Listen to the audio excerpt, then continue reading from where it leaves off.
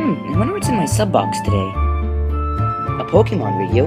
Maybe I should check it out. Actually, I'll just look around to see if there's anything else.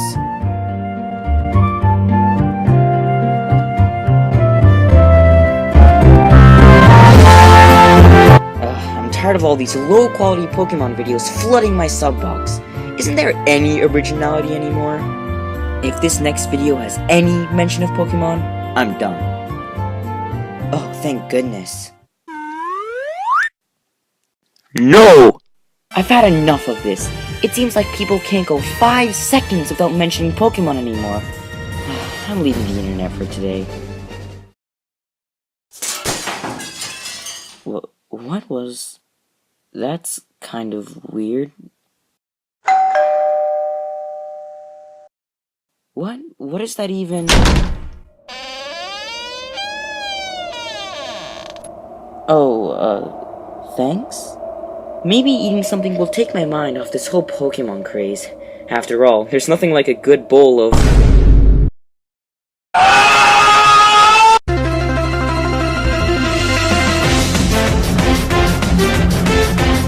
What's going on, everybody? It's me, Radtad, and today I'll be reviewing Pokemon Omega Ruby and Alpha Sapphire. For this review, everything will be split up into 5 sections: story, gameplay, presentation, content, and a bonus section. Unlike my last review, in which I gave each section a score out of 20, we'll be doing something different. Each section will get a score out of 10, depending on what that section should have. For example, if Mario Party 2034 DXD for new Nintendo 3DS and Wii U featuring Knuckles from the Devil May Cry series is a game that relies on the story and it has no story, then it's getting around to 1. If the game isn't story-based at all, then it will get around to 10. Got it? Good. After that, I'll add up the score to 50 and get the percent to get a final score. With that out of the way, let's start the review.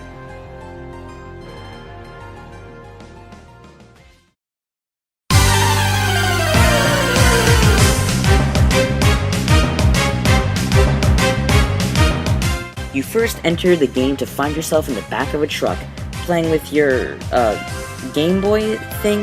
When you finally exit the truck and arrive in your new hometown, Little Root. You've just moved there with your mom and dad, who's actually a gym leader you'll meet later on. Anyways, to skip past a couple of parts, you meet May, your rival, Wally, your actual rival, Professor Birch, the guy who gives you your starter, and, depending on which game you get, Team Magma or Team Aqua. If you get Omega Ruby, you'll be fighting against Team Magma, a group which wants humanity to branch out by spreading land. If you get Alpha Sapphire, you'll go up against Team Aqua, a team who wants to branch out Pokemon by spreading the sea. These two teams have very different goals, but they act more or less the same. There's also a bit of Mega Evolution mixed in here and there, but I don't want to spoil anything else for people who may not have played the game, so I'll just leave it at that. So, what's the overall goal of the game? Well, if you put it story-wise, it's to defeat Team Magma/Aqua and to become the champion of Hoenn. There are a couple of neat things to do post-game, but those 2 things are the main goals of ORAS. So now that I've explained a bit of the story, what do I think? To put it shortly, I think the story does its job, most of the time anyways. The main thing Hoenn's story has going for it are the teams. Now, the teams themselves aren't really anything that special, but it's the way the 2 games show off different perspectives. Although the teams have exact opposite goals, their way about achieving them is very similar. This can be kind of interesting, especially when you're watching someone else play the other version. When you're watching it, it feels familiar, but also different. Now, besides defeating the teams, what about the other main part, becoming the champion? I think this part is also done pretty well. Again, aside from one major spot. The towns are placed out pretty well, the higher action and intensity parts come in at the right times, and the normal, catching Pokemon and battling gyms part is nice. All of these things seem good, except for one part, the water. Now, I can already hear the too much water jokes, but I think this game does have a bit too much. To explain, I'll go off into a subsection which I like to call, Why More Water is More Bad. I bet some of you are wondering, why is more water a bad thing? To put it simply, water isn't really interesting to explore or traverse, and the fact that you always have the chance of finding a Pokemon just by moving doesn't help either. I mean, I guess you could use a repel, but I'll touch upon that later. When on land, you can go up mountains, on beaches, volcanoes, you name it. When on water, there's just water, water, and more water. It's like being in a Zubat cave, except it's much bigger and less interesting. This brings the story to a crawl, and it just feels like it drags on forever. Now, this actually doesn't hurt the game that much, because only a bit of the game requires you to go in water. The entirety of this area can be skipped, and isn't needed to beat the main storyline at all. Because of this, I give this section an 8 out of 10. Everything about the story does its proper job, aside from one part that really brings the game to a slowdown.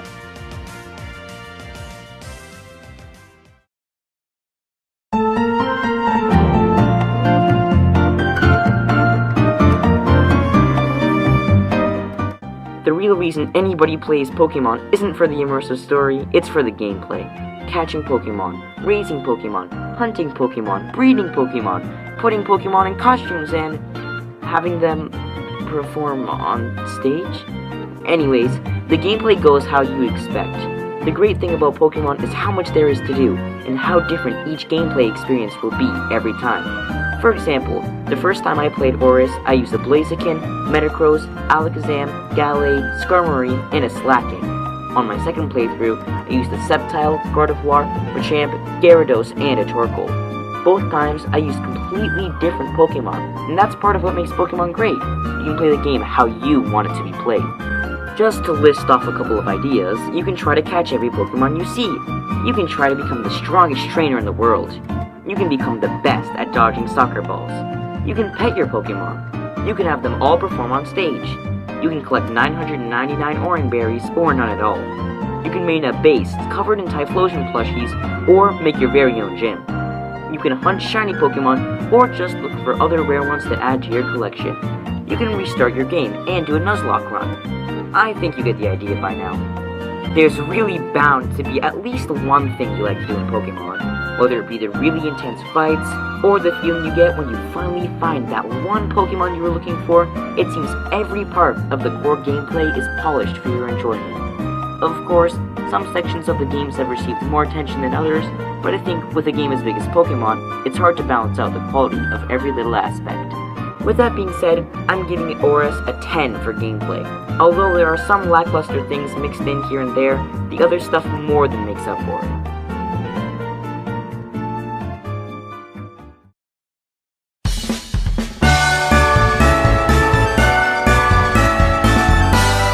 Oh boy, the presentation. Now, this is the one thing I don't see get spoken about Pokemon. Nobody seems to pay attention to this glaring issue, so maybe it's just me. But after all, this is my review, so I might as well speak my mind, right? Okay, well, to start, the actual way the game looks is pretty good for a 3DS game. The game could use without the outline around the models, but I think it still looks great. If I were just going by how the game looks, this section would get a pretty high score. But unfortunately for ORAS, this section also takes into account two other major elements: the ease of access to things and the overall polish of a game. These two things are not only ORAS' issue, but Pokemon as a whole's issue. First, I'll start on the ease of access. For a newcomer like me to the series, my first game was X and Y. Yeah, I know, I'm a Pokemon casual, etc, etc. Anyways, for a newcomer like me, things are very hard to learn. I'll just list them all off. EVs, IVs, happiness level, encounter rate, knowing if the Pokemon I'm fighting against has defense or special defense, natures, items, eggs, what type my opponent is, and most importantly, this. Now, I can guarantee some of you are rolling your eyes at what I just said, but hear me out. There are 18 different types, each which could be either super effective, effective, not very effective, or not effective at all. This means that there's about 1,300 different typing strengths and weaknesses possible, and that's not even including the dual-type Pokemon. Speaking of Pokemon, in ORAS, there's over 700 of them. 700! That's a lot to take in. So far, I've been learning the typing chart by common sense. For example, water puts out fire, grass gets fed nutrients from water, electricity passes through water, rocks can hit things in the sky, etc. But how can this beat this? From what I've heard, it's that fairies can hurt anything evil, like darkness, ghosts, and dragons. But if that's the case, then why do poison do well against fairies? Things like these make it really hard for me to remember anything. Now to move on to the polish section. For this, I've made another subsection that I have liked to call several very small things that actually add up to one larger issue that nobody else seems to point out. Or, for short, Zvaudelinespo. Hey, I bet Shulk maidens will like that term, am I right? Am I right? Why is that when you bump into walls, it makes this sound? It doesn't keep any old charm, it's just really annoying. Why does planting and watering berries take so long? Why does the item or restore option appear on the Pokemon menu when you could do it way faster by going into your bag and with multiple Pokemon? Why do HMs exist? Why does the overworld seem so lifeless and plain? Why does my character never show any other emotion than... Why is having to buy a repel that lasts less than 30 seconds almost necessary for traveling on the sea after the first time? Why is it that when you switch from the circle pad movement to the D-pad, or vice versa, that the bottom screen goes gray? It's really distracting and pointless. Why do you have to move all the way over to this one specific location on the map just to change out your bike? Why are some places only used for one random small side quest then never used again? Why is it that when you go into your PC, it says Laytonette's PC and Professor's PC? Where's my PC? Who's Laytonet? Why do the deposit and withdrawal options exist if the organize option does both of them and it can move items? Why is records an option? Why is it that when you enter a house, you can't use the circle pad movement? What is the entirety of the bottom screen? And there are probably even more that I can't remember right now. As you can see, this game has many smaller rough edges that really leave a bad taste in my mouth. On the bright side, the music is wonderful. Every song feels like it fits in perfectly for a huge adventure. Because of these factors, this section gets a 6 out of 10 for me. If I had been more experienced in Pokemon, maybe the score would have been higher, but this is coming from the perspective of a newer player. It looks and sounds great, but it could be a lot more polished.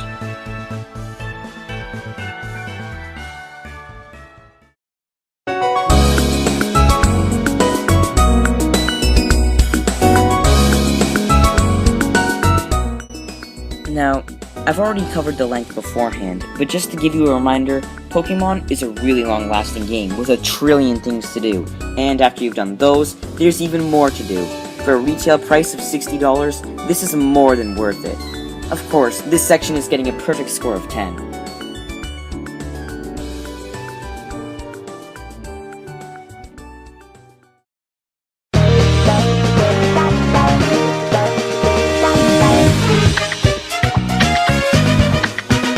There's a lot of bonus content in ORAS. After you finish the main campaign, you can do something that's exclusive to the remake, the Delta episode. Now, I don't want to spoil a lot, but you may save the entire planet from a huge meteorite, and you may or may not catch a couple of legendary Pokemon.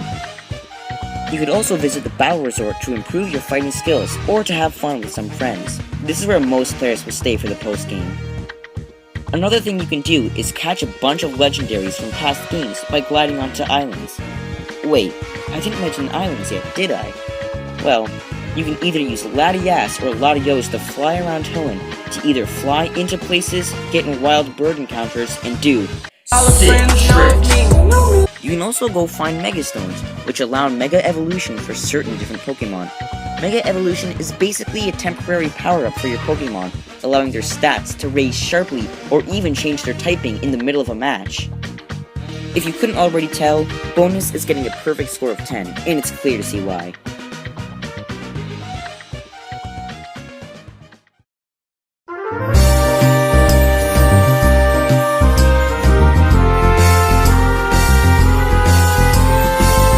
Overall, this content-filled game is amazing from start to finish, and even after that, with only a few minor bumps here and there that add up to a bigger problem with the game. The Pokemon, the visuals, the music, the adventure, the gameplay, all of it gets mixed together to make a great, deep, long-lasting game. Now, I would recommend Pokemon to a couple of people.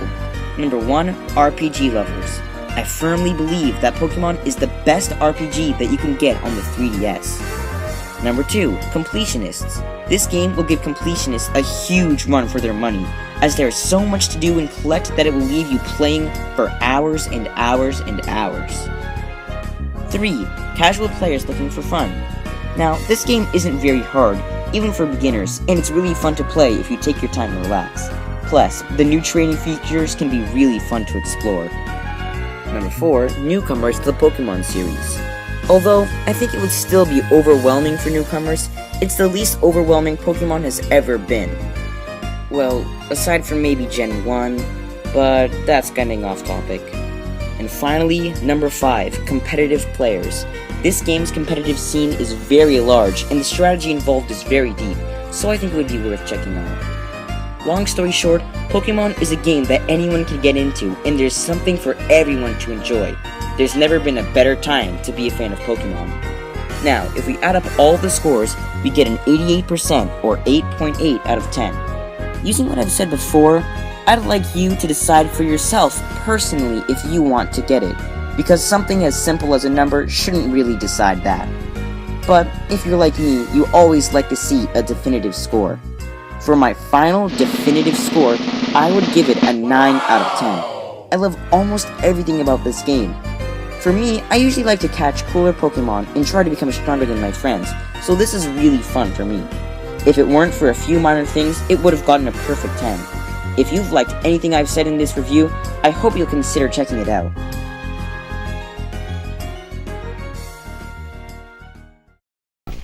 Hi guys, it's been a while since my last review. Before the release of Sun and Moon, I played ORAS again, and it inspired me to make another review video and show off my thoughts. Also, don't worry, the next meme-filled montage is coming out soon. It's taking a while, but it's going to be a special episode, so look forward to it. Okay, thanks for tuning in, bye!